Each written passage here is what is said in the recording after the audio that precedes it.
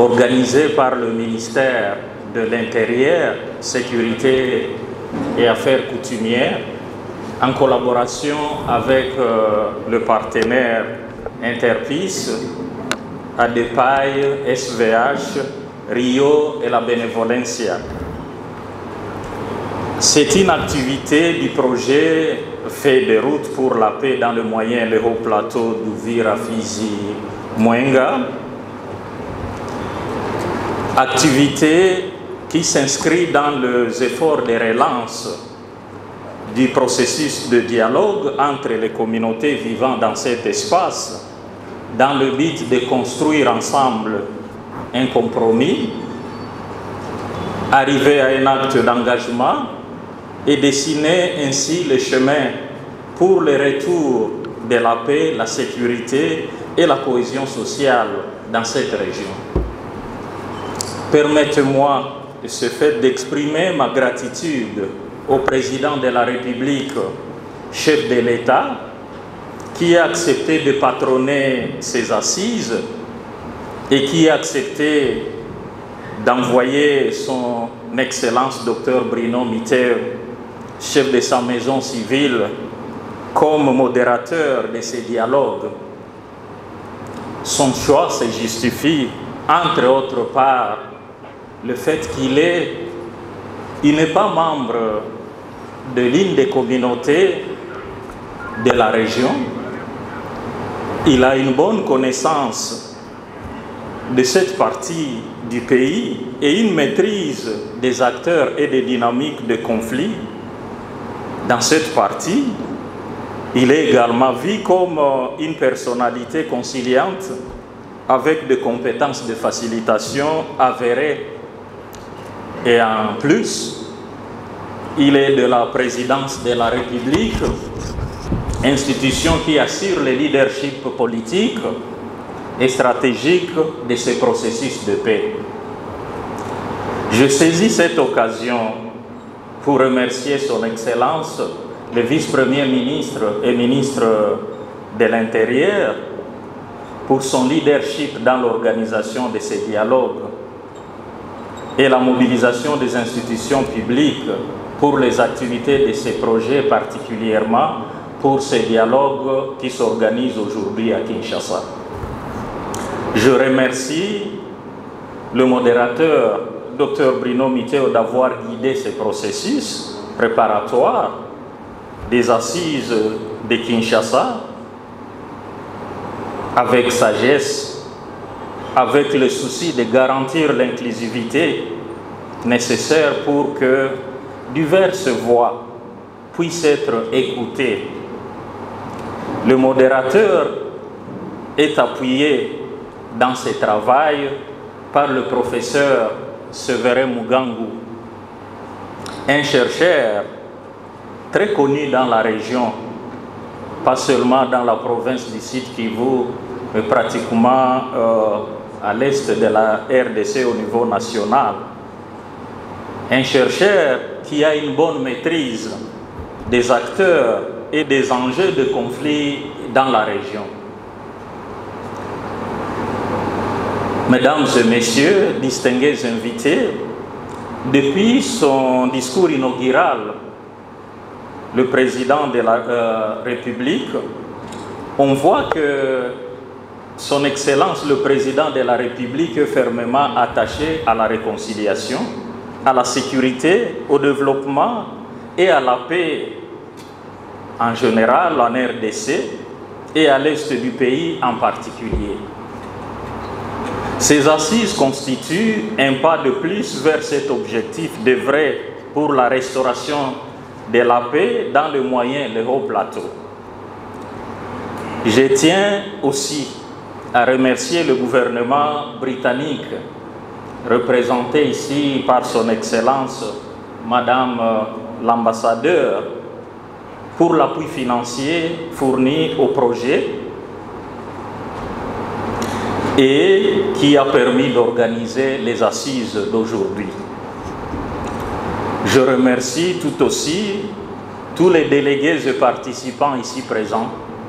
Votre présence donne de l'espoir que la paix est possible, car le dialogue franc, un dialogue franc, contribuera à faire taire les armes et éviter ainsi la souffrance de populations dans cette région. Je remercie enfin les organisations partenaires SVH, ADEPAI, Rio, la Benevolencia et Interpis, que j'ai l'honneur de représenter ici, pour tous les efforts de préparation de ces dialogues, une preuve qu'elles croient fermement au dialogue, à la médiation et au renforcement des capacités locales comme moyen de résolution des conflits. En effet, personne de l'extérieur ne pourra résoudre nos conflits. La solution est à nous, la solution est avec nous, à nous et avec nous. J'y crois personnellement. Excellence, Messieurs le vice-premier ministre, ministre de l'Intérieur, honorable président du Sénat, honorables députés et sénateurs, honorable président de l'Assemblée provinciale du Sud Kivu, honorable Madame l'ambassadrice de la Grande-Bretagne, Mesdames et Messieurs, distingués invités, plusieurs analystes pensent que la RDC pourrait être un véritable moteur de développement pour l'Afrique et la stabilité de l'Est de la RDC pourrait accélérer son développement. Le peuple qui habite cette région sont très dynamiques.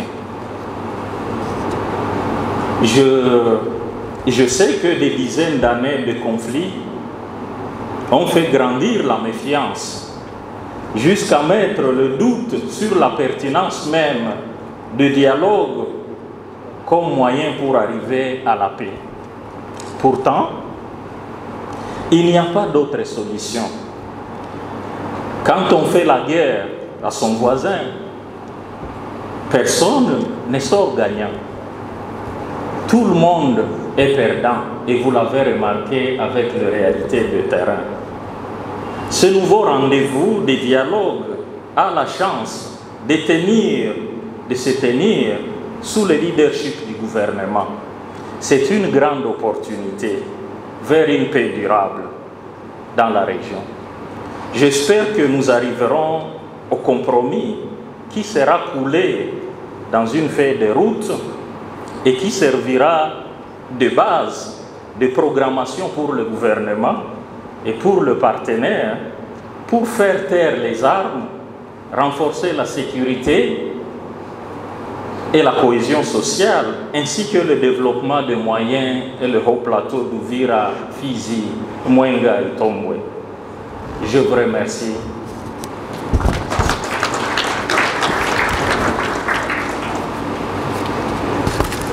Merci beaucoup, monsieur le directeur d'Interpis.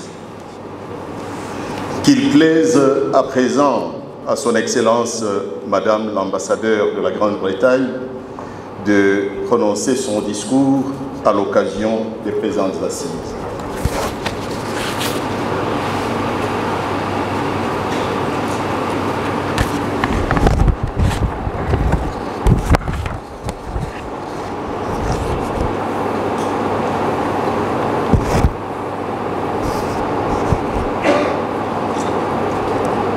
Honorable Président du Sénat, Excellence, Monsieur le Vice-Premier ministre, ministre de l'Intérieur, Excellence, chef de maison civile,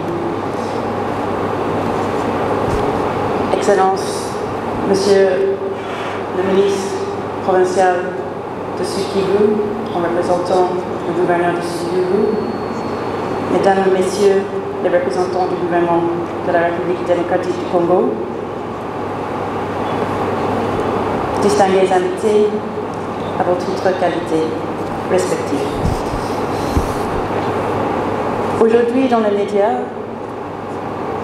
on voit souvent la discussion de la formation du gouvernement et de la politique nationale. Mais on ne voit pas beaucoup de la situation au Sud Kivu. Mais aujourd'hui, nous sommes ici pour voir ce que vous pouvez faire en tant que membre des communautés de Sud Kivu et le gouvernement, comment améliorer la situation au Sud Kivu. Je crois que c'est important de ne pas oublier ce qui se passe au Sud Kivu. Moi, je sais que Kinshasa, c'est pas la RDC. Et en tant qu'ambassade et ambassadeur ici en RDC, nous avons un boulot à faire pour mieux connaître tout le pays et tous les citoyens du pays et faire notre mieux pour appuyer ce que vous voulez faire en tant que la paix durable dans votre pays.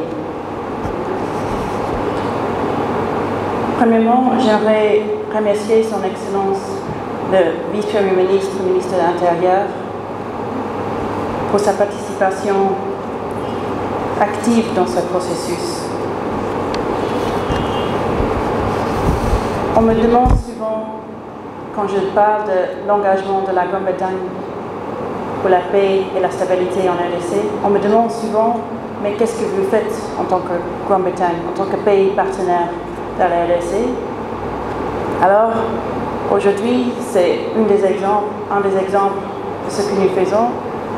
Nous vous appuyons dans vos efforts pour trouver la paix et la stabilité durable. Et nous espérons que ce dialogue, pendant les 3 jours qui viennent, constituera une étape importante dans l'établissement de la paix et la stabilité. Deuxièmement, je tiens à aussi remercier Son Excellence, chef de la Maison civile d'État, d'avoir guidé le processus préparatoire de ces assises et de jouer un rôle important pour la réussite de ce dialogue. Je voudrais par la même occasion remercier le professeur Muganga-Séverin pour son expertise, dévouement et sa facilitation dans l'organisation des assises. Troisièmement, j'aimerais aussi remercier les autorités provinciales et les représentants des communautés. C'est eux qui ont fait le déplacement ici à Kinshasa afin de participer à ce dialogue. Et je suis consciente que le succès de ce dialogue reste sur l'implication des autorités et de la population au niveau provincial. Je suis contente de voir votre engagement. Je voudrais aussi féliciter les efforts de Interpeace et les organisations partenaires congolaises qui ont fourni des efforts pour organiser ce dialogue aujourd'hui. Pour nous, l'ambassade britannique en RDC, une de nos priorités, c'est d'appuyer le processus pour trouver la paix durable dans ce pays, parce que la paix mène au développement dans ce pays, le développement que vous et vos enfants méritent. À travers notre programme pour la paix et la stabilité, nous soutenons les dialogues comme aujourd'hui. Et c'est parmi nos efforts pour la stabilité et réconciliation à l'est du pays. Ce dialogue arrive à un moment où nous observons une recrudescence des tensions au Sud Kivu. Il est donc essentiel d'avoir un dialogue inclusif qui pourrait identifier les opportunités de promouvoir la paix et de soutenir le développement au Sud Kivu. Cela permettra les communautés à se prospérer. Ce dialogue aujourd'hui est le point culminant d'un projet de 15 mois que nous avons financé à travers Interpeace, qui ont déjà facilité 7 rencontres intercommunautaires entre février et décembre l'année dernière Et l'objectif est d'établir un cadre durable sous le leadership du gouvernement congolais pour la résolution des conflits autour des questions d'identité, de terre, du territoire et du pouvoir coutumier, ainsi que d'autres enjeux importants. Dans cette optique, le gouvernement est un partenaire indispensable dans cette initiative et nous comptons sur l'implication du gouvernement congolais pour le succès de ce dialogue.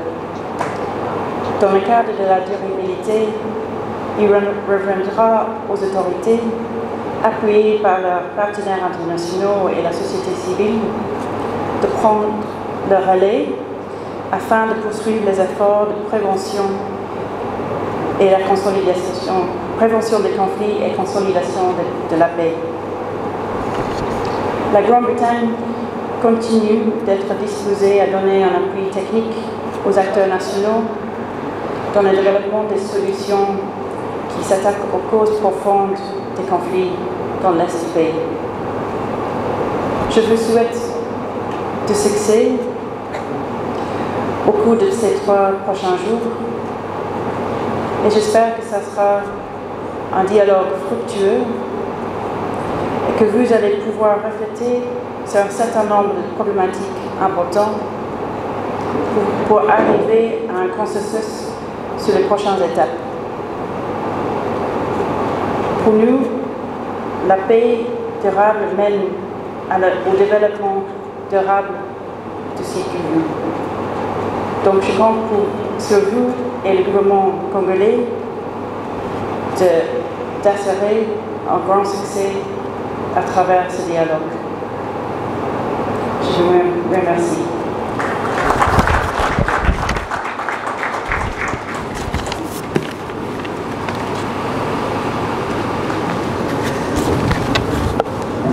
Nous remercions Son Excellence Madame l'ambassadeur pour cet engagement à poursuivre l'appui technique au gouvernement congolais dans la conduite de ces activités qui comptent au plus haut point pour Son Excellence Monsieur le Président de la République.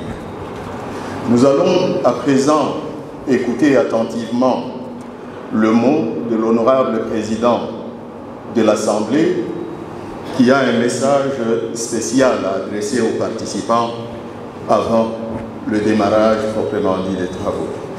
Excellence, Monsieur le Président, honorable Monsieur le Président du Sénat, vous avez le choix de prendre la parole soit directement là où vous êtes ou de prendre la parole ici devant le présentoir. Monsieur le vice-premier ministre, ministre de l'Intérieur, Sécurité et Affaires coutumières, Excellence, Monsieur le chef de la maison civile du chef de l'État, Excellence, Madame l'ambassadrice de la Grande-Bretagne en République démocratique du Congo, honorables députés et sénateurs,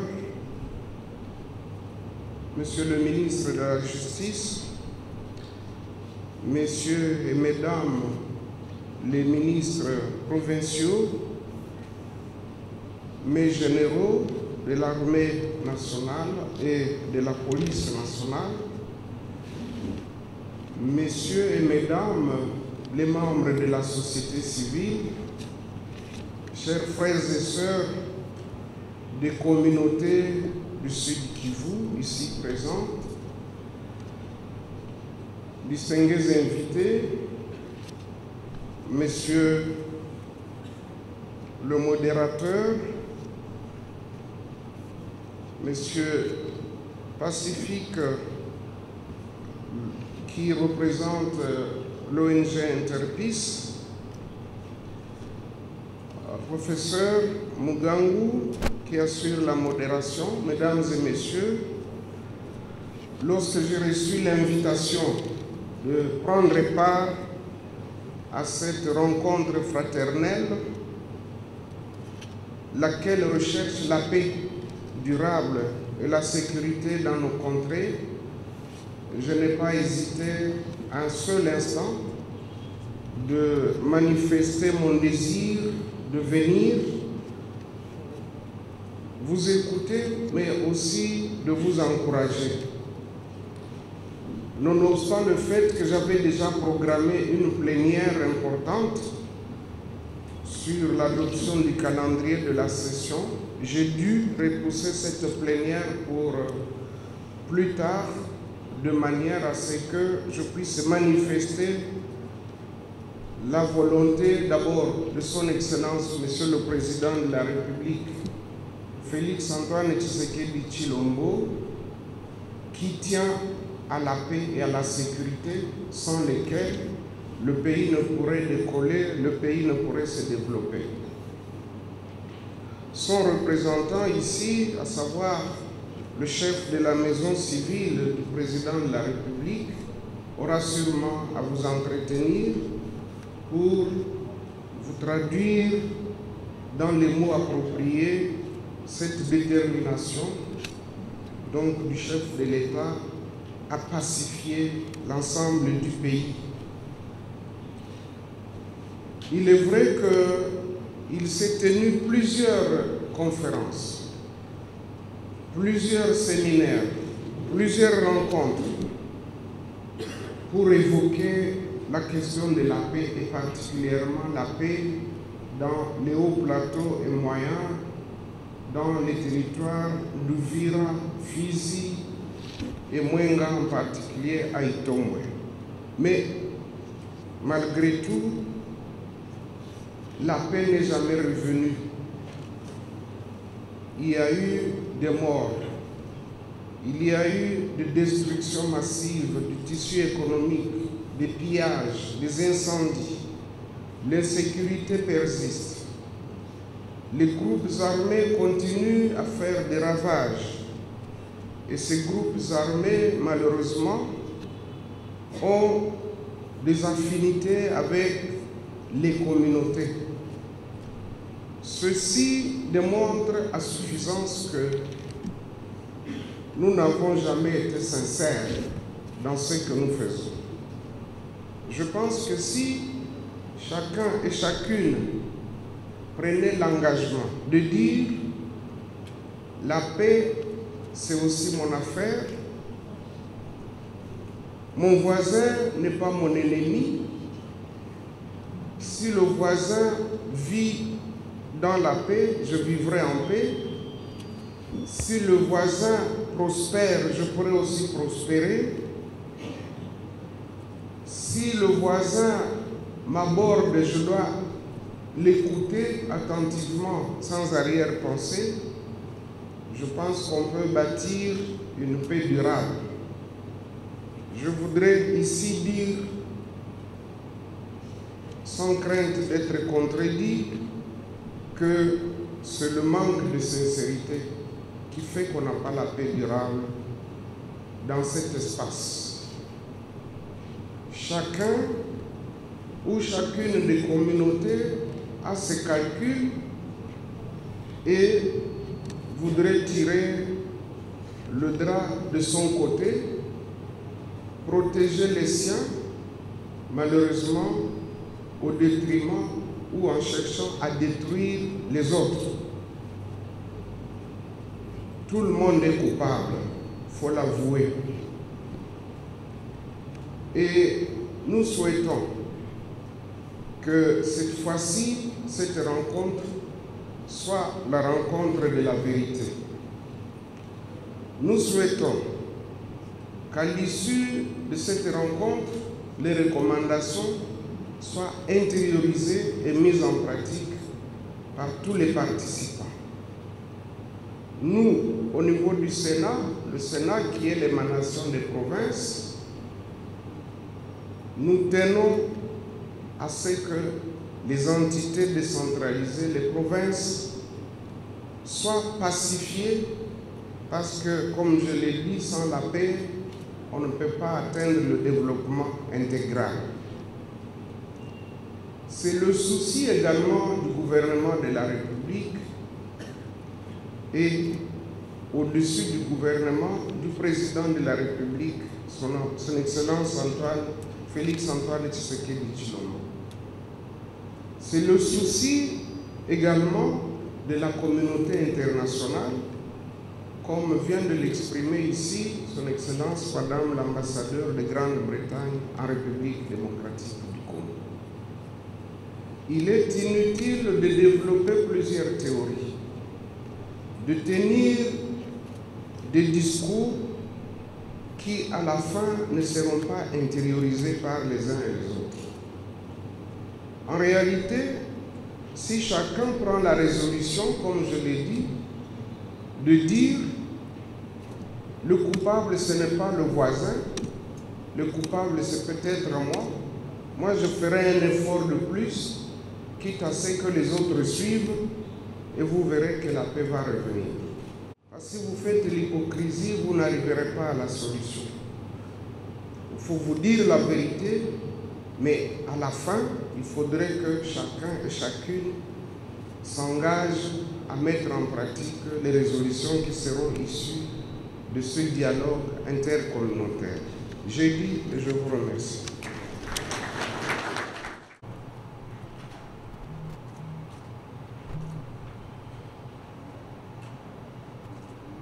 Monsieur le ministre de la Justice et chers collègues, les représentants des membres du Conseil supérieur de la Défense, Monsieur le représentant d'Interpeace en RDC,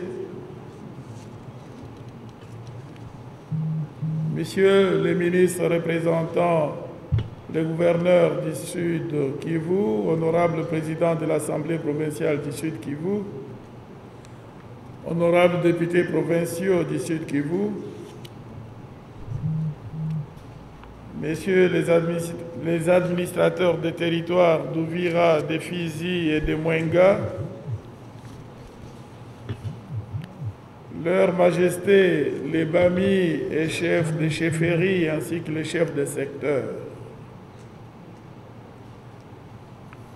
Messieurs les représentants des organisations non gouvernementales, ADPAE, Benevolencia, Rio, SVH, œuvrant dans le processus feuille de route pour la paix dans les hauts et moyens plateaux des territoires de Fizi, de Mwenga, en secteur d'Itombwe et d'Uvira, Mesdames, Mesdemoiselles et Messieurs les délégués des communautés, Babembe, Babouyou, Bafuliru, Banyamulenge, Banindu, Barundi, Bavira, habitant les territoires de Fizi, d'Uvira et du secteur d'Itombwe en territoire de Mwenga, Mesdames, Mesdemoiselles et Messieurs, distingués invités à vos titres et qualités respectifs. C'est un grand plaisir et un honneur pour moi de prendre parole devant cette Assemblée constituée de hautes personnalités et de délégués en provenance de la partie australe de la province du Sud Kivu. Entendons ici la zone de plaine de la Ruzizi, hauts et moyens plateaux des territoires de Fizi, de Mwenga en secteur du Tombwe et du Virap, confrontés à une insécurité chronique dont l'histoire remonte à l'aube de l'accession de notre pays à la souveraineté nationale et internationale. Cette problématique de la paix et de la sécurité à travers tout notre pays de manière générale et particulièrement dans cette région est une des priorités principales de la vision politique du président, de notre président de la République, chef de l'État, son Excellence Félix Antoine Tshisekedi, tel que d'ailleurs consigné dans les programmes assignés au gouvernement de la République.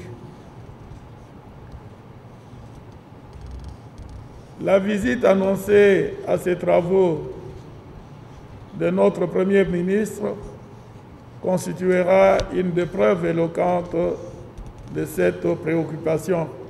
Il pourra arriver incessamment et à tout moment, et sa seule présence est déjà le symbole de l'encouragement et de l'accompagnement de notre gouvernement. Les délégués des communautés viennent discuter du rétablissement de la paix dans leur milieu de vie. Il s'agit là d'un objectif louable pour lequel mon ministère s'est engagé à apporter son concours nécessaire pour deux raisons.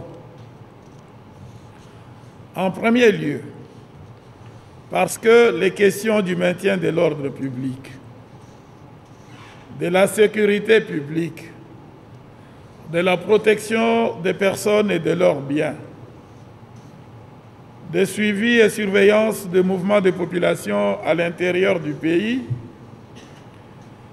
du statut des réfugiés et de protection des personnes déplacées internes, des politiques de la sûreté nationale intérieure et extérieure relèvent du ministère à ma charge. Bien plus, le droit à la paix et à la sécurité en faveur de tous les Congolais consacré par la Constitution de 2006 à l'article 52 impose des obligations au pouvoir public que nous représentons. La seconde raison résulte du fait que la gouvernance moderne, qui se veut participative même dans des missions régaliennes de l'État, commande l'implication des communautés dans les efforts de pacification et de sécurisation du territoire. Il s'y est de rappeler, comme vous le savez, que le président de la République, Son Excellence M. Félix-Antoine Tshisekedi Tshilombo, chef de l'État,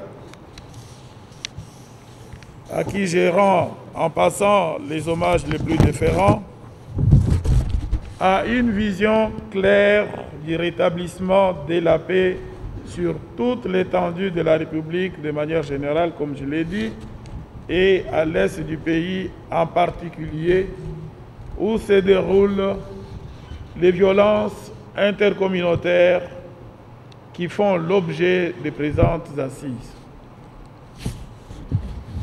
Inscrit dans cette vision,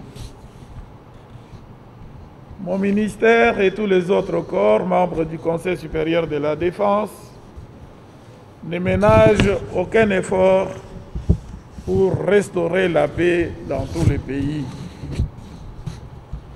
Notez-le, et je tiens à le souligner. C'est depuis plusieurs mois que les paisibles citoyens, les populations des hauts et moyens plateaux des territoires précités vivent des atrocités, des tueries innommables, des massacres incompréhensibles, des pillages, des déplacements et d'innombrables violations des droits humains. Cela ne saurait se comprendre dans des communautés que l'histoire, la culture et la géographie rapprochent.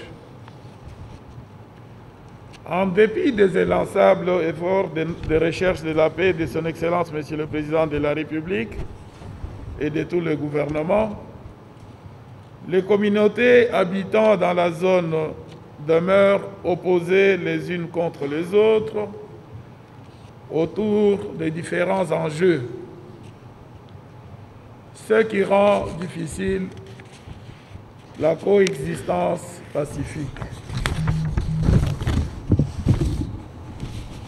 Votre adhésion au processus de paix enclenché à l'initiative d'Interpeace et de ses partenaires à travers le projet Feuille de route pour la paix, appuyé financièrement par le Royaume-Uni représenté ici par Madame l'ambassadrice, a encouragé le ministère à conclure un accord de collaboration avec cette organisation, donc Interpeace, qui est de droit suisse, afin de canaliser les efforts de construction de la paix dans une perspective de maintien de l'ordre public et de coexistence pacifique de toutes les communautés. Informé de la réussite des dialogues intracommunautaires que j'avais eu l'honneur d'ailleurs de lancer ici à Kinshasa avec les dialogues de la communauté Banyamulenge,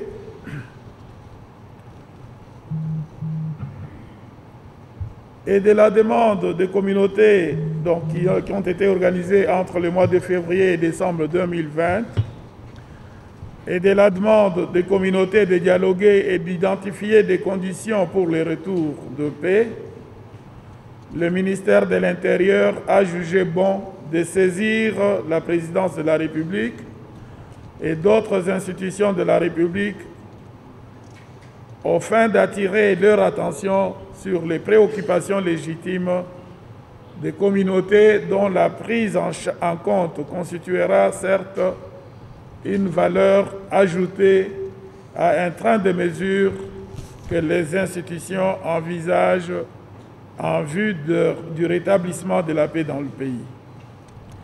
C'est ce qui justifie cette mobilisation des personnalités, des hautes personnalités qui sont à vos côtés. Distingués invités, mesdames et messieurs, chers compatriotes, frères et sœurs, population du Sud Kivu, et membres des communautés Babembe, Babouyou, Bafuliru, Banyamulenge, Banindu, Barundi et Bavira. Vous savez bien que les hauts plateaux de Fizi, d'Uvira et de Mwenga, secteur d'Itombwe, brûlent en ce moment. Et les cris des déplacés, des réfugiés, des sans-abri, des orphelins et des veuves se font entendre au jour le jour, en clamant le seul mot « Amani ».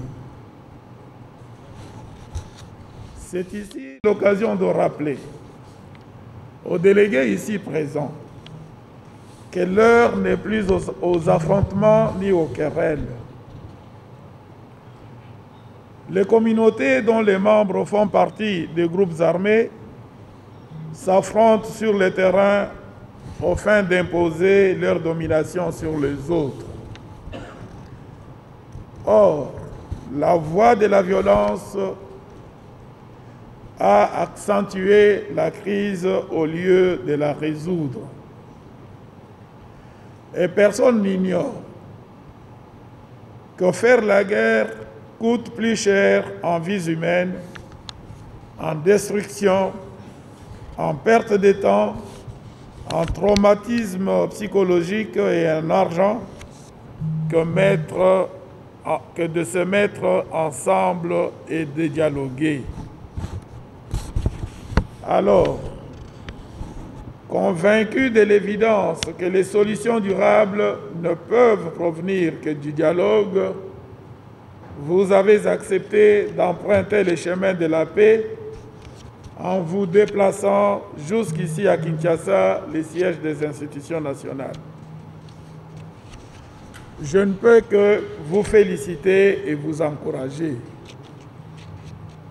Les 3 jours de travaux intenses que vous avez devant vous constituent une fenêtre d'opportunité pour engager des discussions constructives, franches, mettant à profit non pas les énergies que vous avez mobilisés pour vous attaquer verbalement et physiquement, mais bien un potentiel orienté dans l'innovation pour trouver des solutions consensuelles et susceptibles de ramener la paix dans la zone et mettre ainsi un terme au conflit qui vous oppose et prive nos femmes, nos enfants et nos parents des bénéfices de la paix et du développement.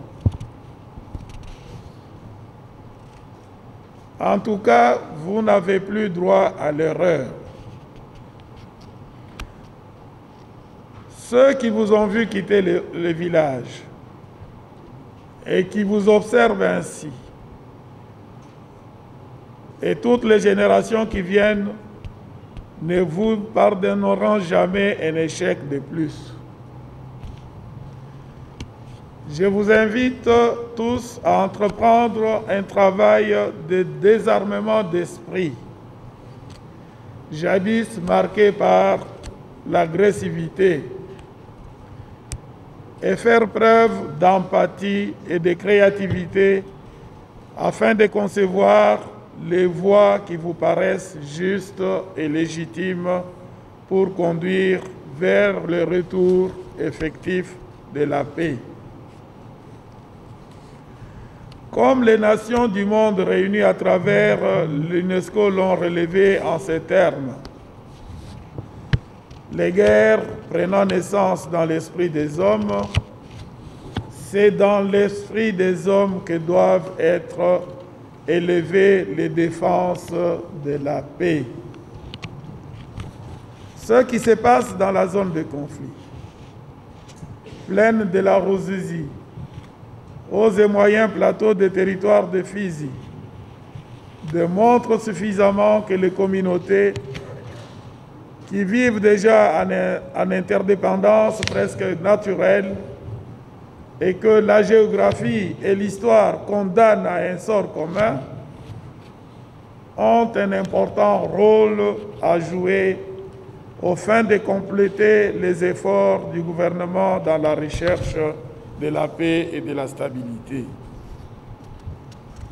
Chers compatriotes, chères sœurs et frères, épris de paix, vous êtes sûrement tous conscients que la question de paix et de sécurité est en premier lieu un besoin de quiétude individuelle avant d'être collective. C'est après que ce besoin est coulé en programme de gouvernement ou qu'il vient bénéficier de l'accompagnement des partenaires, comme c'est aujourd'hui le cas. Cela suffit pour comprendre que vous êtes appelés à mettre à profit ces assises. Nous attendons de vous des engagements fermes, un changement de mentalité orienté vers la culture de paix et de cohabitation pacifique, des recommandations réalistes sur les actions pertinentes à mener en vue d'un retour plutôt rapide de la paix. Il y a certes prise d'engagement et mise en application des engagements. La distance est énorme entre les deux. Votre présence ici et votre premier rôle est de supprimer cette distance. C'est ainsi que vous ferez la différence. C'est de cette manière-là que vous forcerez l'estime et le respect de notre peuple, des dirigeants de ce pays, des partenaires et du peuple dont vous n'êtes que des mandataires. À mon niveau, à mon double titre de ministère de l'Intérieur, de la Sécurité et Affaires coutumières, et notre partenaire interface dans cette œuvre de recherche de la paix durable, je promets mon engagement ferme et celui à commencer par celui du président de la République et du chef de l'État, de vous engager, de vous accompagner dans ces processus. Le processus de réforme de la police nationale, la formation progressive de la police de proximité, la redynamisation de CCRCC, que vous connaissez tous, nos comités consultatifs de résolution des conflits coutumiers, et du cadre de concertation interministérielle pour la réforme de la territoriale à travers les CRT, sont des preuves que nous avons mis de notre côté plutôt les moyens institutionnels, techniques, humains, indispensables pour appuyer les engagements que vous prendrez. Comprenez qu'à travers la synergie pour la paix, à travers la trilogie communauté, institutions, partenaires, mon ministère occupe une place centrale. C'est sur cette note d'espoir, de ferme engagement de notre part et de convictions réelles que je tire de votre présence en ces lieux, de l'assurance que vous êtes sincère, sérieux et digne de confiance, et que vous êtes résolument engagé pour la transformation positive des conflits qui vous déchirent, et que je vous souhaite plein succès et fructueux échanges. Comptez donc sur nous, comptez sur son Excellence, Monsieur le Président de la République, et sur le gouvernement de la République, et pensez surtout à ceux que vous avez laissés derrière vous dans vos communautés et qui vous ont délégué à cet endroit. Que vive la paix et la sécurité, que vive le Sud Kivu, et que Dieu bénisse la République démocratique du Congo, qu'il bénisse les populations des territoires de Fizi, de Mwenga, d'Uvira.